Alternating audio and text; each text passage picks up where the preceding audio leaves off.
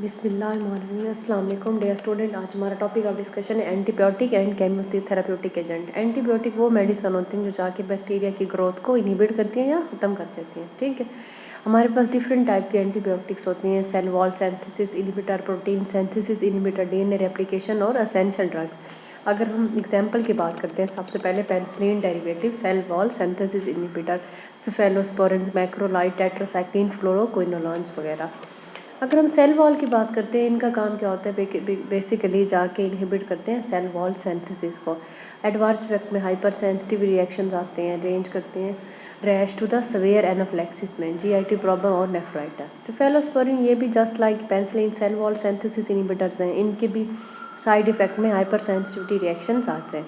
उसके बाद हमारे पास वेंकोमाइसिन, ये भी just like remaining drugs cell wall synthesis inhibitor है जो जाके बैक्टीरिया को किल कर देती है। ठीक है, ये हाईली इफेक्टिव होती है against the gram positive bacteria. अगर हम इसके एडवर्स इफेक्ट की बात करते हैं तो रीनल टॉक्सिसिटी, किडनी की टॉक्सिसिटी होती है, ऑटोटॉक्सिसिटी होती है और रेड मैन सिंड्रोम इसमें अपेयर हो जाता है। ठीक है, तो नेक्स्ट हमारे पास क्लास आ जाती है प्रोटीन सिंथेसिस इनहिबिटर। उसमें जो पहली ड्रग्स हैं हमारे पास अमाइनोग्लाइकोसाइड, ये क्या करती हैं, बेसिकली इनहिबिट करती हैं बैक्टीरियल प्रोटीन को और जाके बाइंड करती हैं 30S राइबोसोमल सब यूनिट पे।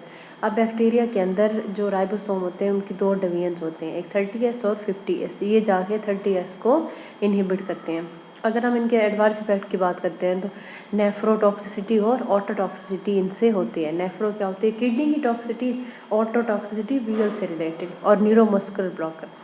उसके बाद आ जाती हैं टेट्रासाइक्लिन, ये भी क्या होते हैं, प्रोटीन सिंथेसिस इनहिबिटर हैं, जस्ट लाइक अमाइनोग्लाइकोसाइड 30S पे बाइंड करते हैं। इनके साइड इफेक्ट में जीआईटी डिस्टर्बेंस, फोटोसेंसिटिविटी और बोन डिफॉर्मिटी होती है, discolouration of teeth in children, बच्चों के अंदर दांतों का कलर भी चेंज हो जाता है। क्लोरमफेनिकोल होती है, ये भी प्रोटीन सिंथेसिस इनहिबिटर है बट ये जाके बाइंड करती है 50S राइबोसोमल यूनिट पे।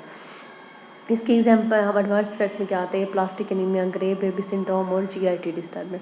मैक्रोलाइड्स में हमारे पास क्या आ जाते हैं, एरिथ्रोमाइसिन, एजिथ्रोमाइसिन, ये भी जाके प्रोटीन सिंथेसिस इनहिबिटर और 50S राइबोसोमल यूनिट को जाके बाइंड करते हैं। इनके साइड इफेक्ट में हमारे पास क्या आता है, GIT disturbance, QT interval prolongation वगैरह और हिपेटोटॉक्सिसिटी।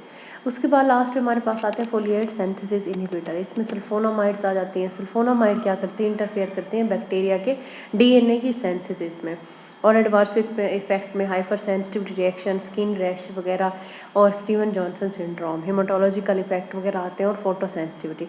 उसके बाद आ जाती है टीएमपी और सल्फामिथॉक्साजोल, कोड्रिमोक्साजोल, ये भी बेसिकली डीएनए की फॉर्मेशन में पार्टिसिपेट करती है। ठीक है, अगर हम डीएनए सिंथेसिस इनहिबिटर्स की बात करते हैं तो हमारे पास इसमें नंबर 1 पे आ जाती हैं फ्लोरोक्विनोलोन, सिप्रोफ्लॉक्सासिन और लीवोफ्लॉक्सासिन, ये भी बाइंड इनहिबिट करती हैं डीएनए की रेप्लिकेशन को, जिसमें डिजीनेट्स, हेडेक, टेंडनेशन वगैरह, टेंडन रप्चर और क्यूटी प्रोलॉन्गेशन होती है। ठीक है, that's it, thank you so much.